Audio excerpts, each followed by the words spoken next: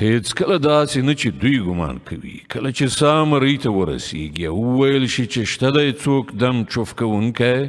او انسان به وانګیري چې دا له دنیا نه د بیلتانه وخت دی او یوه پونډۍ په بلې پونډۍ پورې ونښلي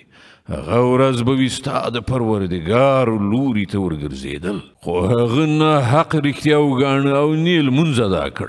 بلکې دروغ یې وویل او له حق څخه واوښت بیا په غرور سره خپلې کورنۍ ته لاړ افسوس دی ستا په حال او بیا هم افسوس دی او بیا افسوس دی په حال د ستا او بیا افسوس دی آیا انسان دا انګیرلی ده چې هغه به همداسې په خپل حال پرېښودل شي آیا هغه د یو ناچیزه اوبو نطفه نه و چې د مور په رحم کې څڅولی کیږي بیا هغه د کلکې شوي وینې یوه ټوټه شو بیا الله د هغه جسم جوړ کړ او د هغه غړي برابر کړل بیا یې له هغه نه د نارینه او ښځې دوه ډوله پیدا کړل آیا هغه خدای چې دغه ټول کارونه یې کړي دي په دې قادر نه دی چې مړه شوي بیا ژوندي کړي